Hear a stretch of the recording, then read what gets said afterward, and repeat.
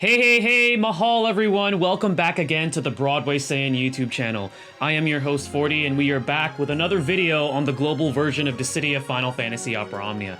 In today's video, we are beginning a brand new series focusing on EX weapons I'd like to call the EX Factor. This is going to be part 1 and we're going to be focusing on Cloud, Shantotto, and Noctis, as in the global version of the game we already have access to their EX weapons. I'm going to be expanding on this series whenever we have an additional 3 EX weapons introduced. So the next one is going to be after we get the next 3 set of EX weapons within the global version of the game.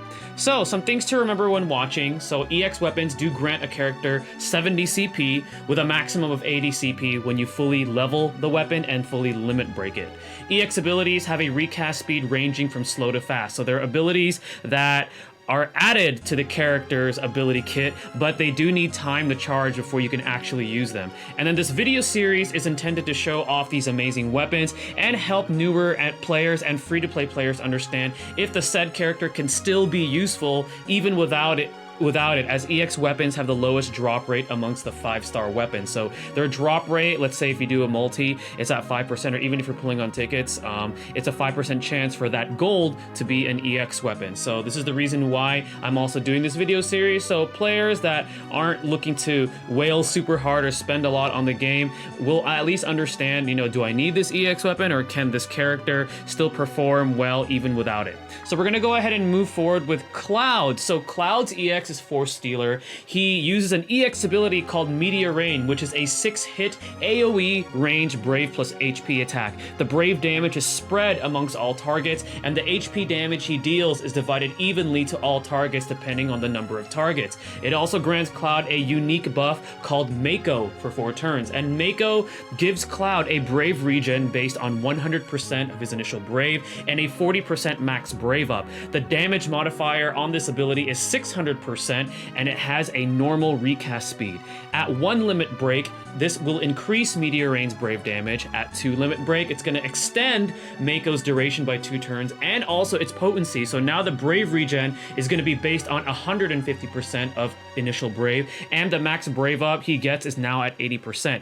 And at 3 limit break, which is fully limit broken, it raises the recast speed of Meteor Rain to slightly fast. So the verdict on the Force Stealer: Cloud's Force Stealer further increases his utility, as it now gives him another range option to deal damage, as well as dealing AoE damage. The Mako unique buff sustains his Brave each turn and gives him a high amount of max Brave, so that way he's dealing even more HP damage. However, as Cloud is already versatile as a utility damage dealer, even if you happen to not have good luck pulling on this weapon, Cloud is still pretty useful, because he does have that paralysis, and he also has his finishing touch, which allows him to auto-initiate the launch or the chase. So even without it, Cloud is still pretty good, but if you have it, more power to you, because it makes him even better.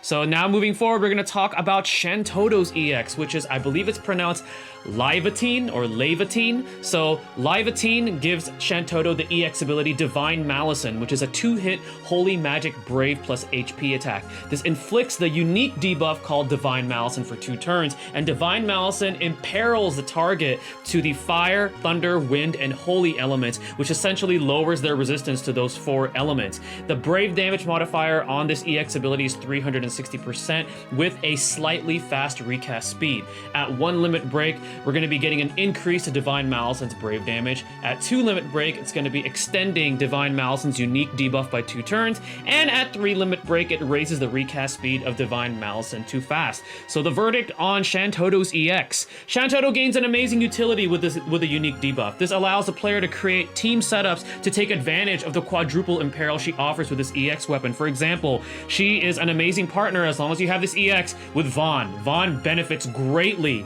from this, from the quadruple imperil that she inflicts. Without the EX, and you guys know Shantotto is my all-time favorite character in Final Fantasy, but without being biased to her, Shantotto is a bit limited if you don't have this EX due to the nature of her design of her kit in Global Opera Omnia. So Without it, even at level 60 right now, currently in Global, I feel Shantotto is a bit subpar. There are better options out there. Even some of the characters that we only have at level 50 in Global, I feel like are better than her. So right now, I feel like at least if you have this, it makes her a lot more usable, and creating teams around the imperils that she does with her EX is going to be a lot of fun. So that is my verdict on Shantotto's EX weapon. And the final EX weapon that we have, we're going to talk about, is Noctis, a very recent one. So Noctis gets the ability Conjure Armiger, which is a 12-hit melee brave plus HP attack with, by the way, an amazing animation. They did a really good job with the animation for this EX ability. It grants Noctis 2 stacks of the unique buff called Royal Arms for 5 turns. And what Royal Arms does is it grants his abilities, which is either Death Drop or Warp Strike, and also Shooting Star, an additional brave hit, and it also gives him a max brave up with the damage of the additional hit and the max brave up potency increasing per stack, and the Royal Arms caps out at 5 stacks. The brave damage modifier on this ability is 420%, and the recast speed is slightly slow. At 1 limit break, it increases Conjure Armiger's brave damage. At 2 limit break, Conjure Armiger now grants 3 stacks of Royal Arms rather than 2, and then at 3 limit break, it raises the recast speed of Conjure Armiger to normal. So my verdict on Noctis's Rune Saber: it's very powerful, and the value you get out of it with the Royal Arms unique buff solidifies Noctis as the versatile damage dealer he is currently in Global. With that being said, because Royal Arms feeds off of a stacking mechanic, Noctis is he's very, very reliant on having this EX weapon. It is a bit debatable that he can get away with just his 15 and 35. I have seen some really amazing players get away with just having those weapons without having his EX. However, you're really gonna want all of his gear, especially his EX weapon, to make full use of his capabilities. And I did say this on my past video on Noctis, that he is a whale character. You're going to want all of his weapons, meaning that, yeah, he is a bit of a whale character unless you get really, really lucky with RNG and you happen to get all of his weapons with just tickets or maybe just a few multis. But he's a character that people will definitely have to whale for to really, really make good use of what he can do.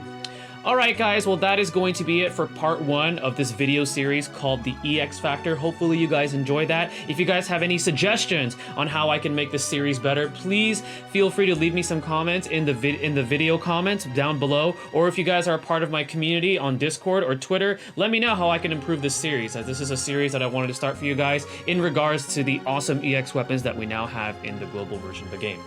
Alright guys, well I am 40 the Broadway saying, stay tuned for the next video, and mahal everyone.